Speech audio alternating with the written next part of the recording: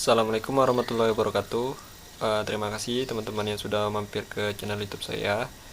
Dimana seperti judul, saya akan menjelaskan bagaimana untuk menghubungkan SP8266 sebagai modul internet ataupun modul WiFi, atau bisa teman-teman gunakan SP32 juga dalam menghubungkannya ke website Laravel.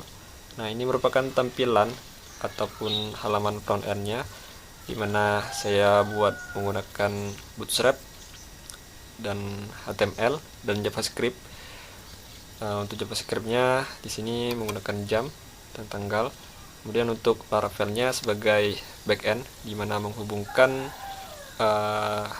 API ataupun endpoint, sehingga kita bisa mendapatkan data-data yang dikirimkan dari SP8266 menggunakan protokol komunikasi, tentunya menggunakan TCP/IP karena menggunakan IP address. Oke, untuk alatnya bisa teman-teman lihat seperti video ini. Nah, ini merupakan alatnya, sangat simpel. Kita yang biru ini menggunakan DHT11. Kemudian ini merupakan SP8266 sebagai microcontroller. Nah, microcontroller di sini digunakan untuk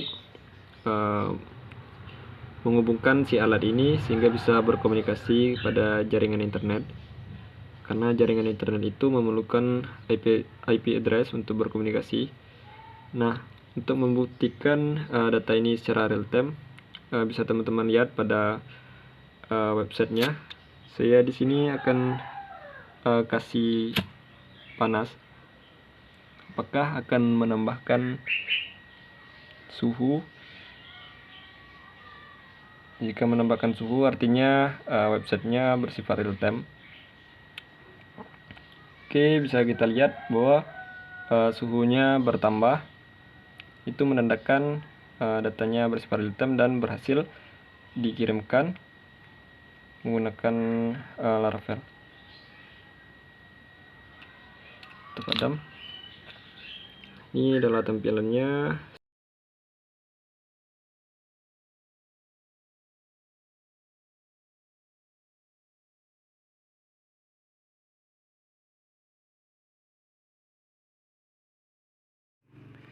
Saya akan coba untuk men-trigger lagi untuk memastikan bahwa data benar-benar berubah. Di sini saya panaskan lagi. Kemudian bisa dilihat pada website itu berubah dari 28,90. Kita lihat perubahannya. Oke, berubah menjadi 31,10. Oke, selanjutnya saya akan menjelaskan bagaimana cara untuk mengirimkannya dari SP ke website. Oke, simak saja. Oke, bisa teman-teman lihat di sini adalah skema bagaimana dari SP8266 ataupun kita menggunakan SP32 sebagai microcontroller.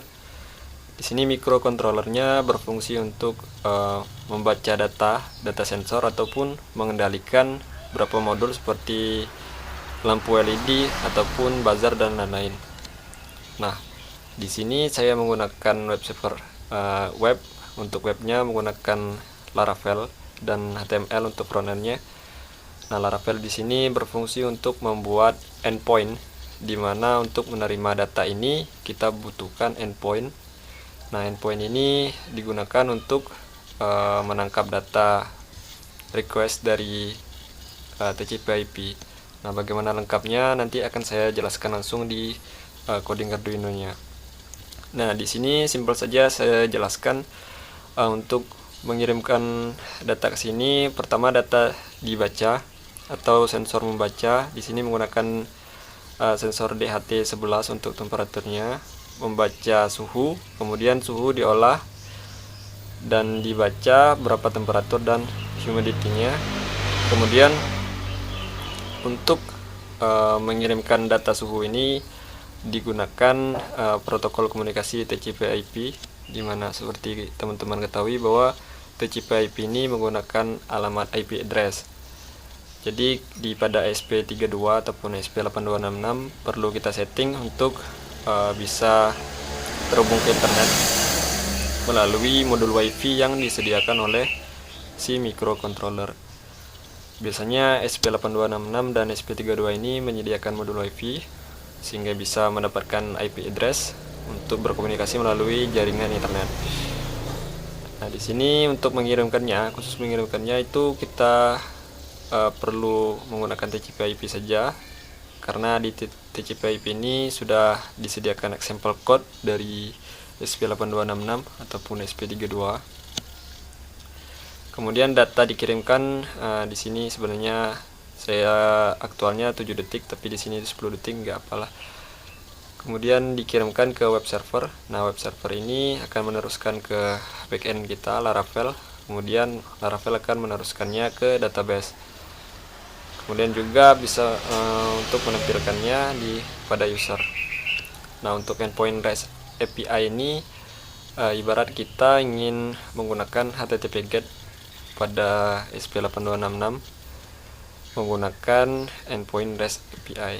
Nah, REST API ini dibuat menggunakan Laravel, tapi pada video ini kita tidak bahas dulu untuk endpoint REST API-nya karena ini digunakan untuk mengontrol LED, sedangkan untuk sistem kita hanya membaca dari sensor ini kemudian dikirimkan ke website. Oke, kemudian ini adalah skematiknya, dimana saya menggunakan DHT11. Bisa teman-teman sesuaikan. Di sini terhubung ke ground, kemudian di sini terhubung ke VCC-nya 3 volt, dan di sini adalah pinnya. Pin mode-nya menggunakan D1. Oke, kita langsung masuk ke Arduino-nya. Oke teman-teman, sekarang kita masuk ke coding Arduino-nya, dimana kita menggunakan coding ini untuk bisa mengirimkan data suhu ke website yang telah kita buat menggunakan Laravel. Nah, di sini pastikan dulu untuk boardnya sudah sesuai. Jika teman-teman menggunakan SP32 ataupun SP8266 disesuaikan. Kemudian lihat portnya sudah sesuai. Setelah sesuai, di sini kita includekan untuk library-nya. Pertama kita includekan library khusus untuk menggunakan fungsi WiFi pada SP8266. Ini bisa teman-teman sesuaikan. Ketika kita menggunakan SP32, ini dihapus saja. Bisa teman-teman bacalah ketika menggunakan SP32. Tapi di sini kan menggunakan SP8266, bisa teman-teman ikuti. Nah, fungsinya untuk library ini adalah menghubungkan WiFi. Seperti kita ketahui bahwa dalam berkomunikasi dalam jaringan internet, kita butuh sebuah IP address ataupun internet protokol, alamat internet protokol. Nah, fungsinya adalah seperti teman-teman mengirimkan paket.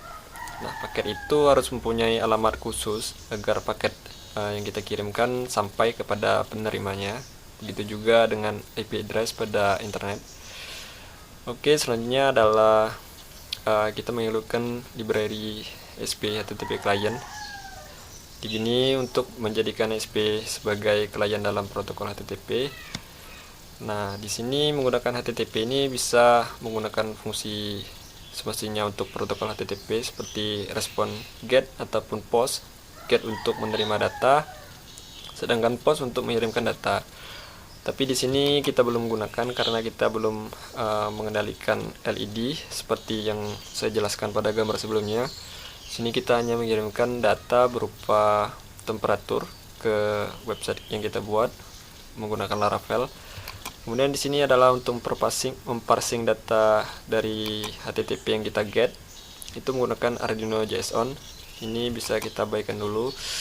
Kemudian di sini kita mengincludekan library khusus untuk temperatur, sensor temperatur, tentunya menggunakan DHT11. Kemudian di sini adalah fungsi untuk perhitungan waktu milis. Jadi milis ini digunakan konsepnya sama seperti asynchronous pada JavaScript.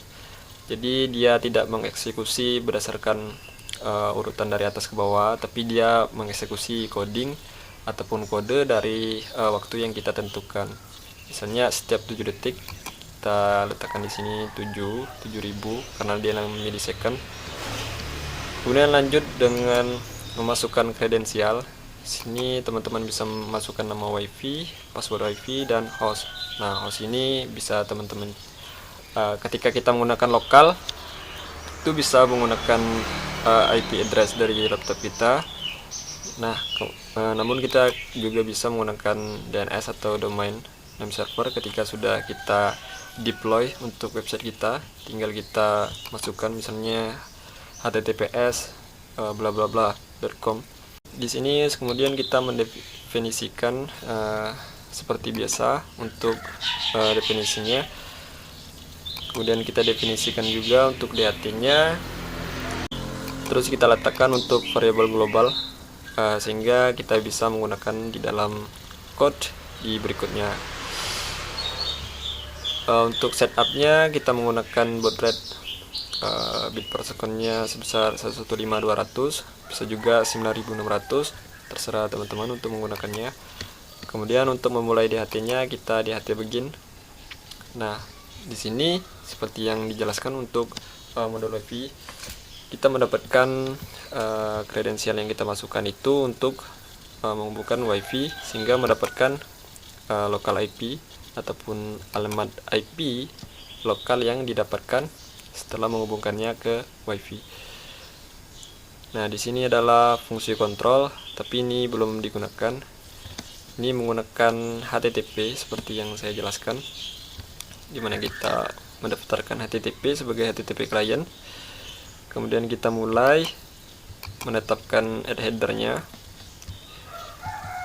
Kemudian memparsing datanya menggunakan Arduino JS-on. Di sini kita hanya mengirimkan data, di mana fungsi mengirimkan data adalah fungsi ini. Pertama, kita cetak dulu hostnya berapa, kemudian kita daftarkan sebagai data kirim sebagai WiFi client. Kemudian cek kondisi apakah connect. Jika tidak connect, print untuk connection failed. Nah, di sini kita gunakan untuk menghubungkan ke Laravel. Kita perlu memasukkan URL seperti ini. Pertamanya kan host ataupun localhost. Kita menggunakan IP address karena ini bersifat lokal. Kita menggunakan IP address, kemudian nama project, public, dan ASP. Jika teman-teman sudah familiar dengan project Laravel, pasti teman-teman tidak kebingungan di sini, karena Laravel kan untuk mengeksekusi localhostnya perlu folder, nama folder, dan public. Oke, terus kita mengirimkan data temperatur dan humidity ke URL. Kemudian URL di print. Nah, ini adalah pengecekan client timeout-nya. Jika tidak ada data yang dikirimkan selama 7 detik, maka dia akan stop untuk WiFi kliennya. Nah, ini ada proses looping. Pertama, loopingnya kita baca dulu dari temperaturnya dari sensor DHT. Kemudian kita print untuk mengecek apakah nilainya benar-benar ada. Kemudian ini fungsi milis yang seperti saya jelaskan sebelumnya.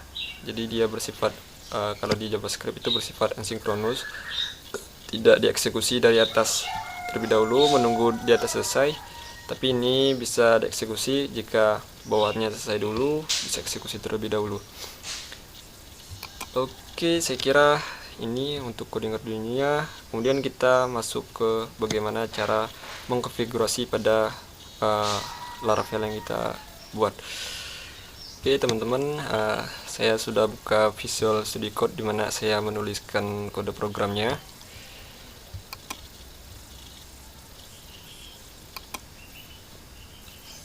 Nah, ini merupakan program yang saya buat, di mana jika teman-teman sudah familiar dengan folder-folder pada Laravel, teman-teman sudah pasti tidak kebingungan untuk membaca file-file ini. Nah, yang pertama kita lakukan adalah untuk mendapatkan data dari yang dikirimkan dari Arduino tadi. kita perlu membuat sebuah root, bisa menggunakan API ataupun root web, tapi di sini saya menggunakan root web, dimana root webnya karena kita menuliskan setelah folder public pada coding Arduino tadi public/asp, maka kita tangkap untuk filenya asp, kemudian kita tangkap juga untuk parameter dari yang dikirimkan dari Arduino, yaitu humidity dan temperatur. Nah, ini harus sesuai dengan klien WiFi klien yang dikirimkan menggunakan TCP/IP pada coding Arduino, karena nilainya harus bersesuaian. Nah, kemudian kita masuk ke dalam controller, dimana teman-teman harus buat controller, kemudian kita masuk ke sensor, function sensor. Oke, biasa kita close dulu, dan kita masuk ke app untuk melihat controllernya. Nah, controller di sini difungsikan untuk menyimpan data dari yang dikirimkan Arduino tadi ke dalam database. Ini opsional saja untuk apakah teman-teman ingin menyimpannya ke dalam database. Tapi di sini juga saya menggunakan pusher untuk data real time-nya, sehingga bisa langsung di auto update untuk data-data yang ke-trigger ataupun di-trigger dari Arduino-nya. Jadi ketika data trigger setiap 7 detik, itu menggunakan pusher di auto update secara real time, sehingga data-data dari Arduino tersebut pada website kita secara real time selalu terupdate. Oke, mungkin ini saja untuk pengaturnya, bisa teman-teman copy ataupun lihat. Kemudian pada home-nya, di sini saya menggunakan Bootstrap. Nah, untuk template yang saya gunakan pada video awal tadi itu menggunakan template dari Bootstrap. Kemudian di sini untuk data jamnya menggunakan JavaScript dan menggunakan pusher untuk data real time-nya. Bisa teman-teman bacalah tentang pusher jika ingin mengetahui tentang pusher Laravel. Oke, cuma ini untuk cara mendapatkan datanya pada Laravel, cukup simple. Oke teman-teman, kita kembali lagi. Oke, cukup sekian untuk videonya. Terima kasih yang sudah menonton. Oke.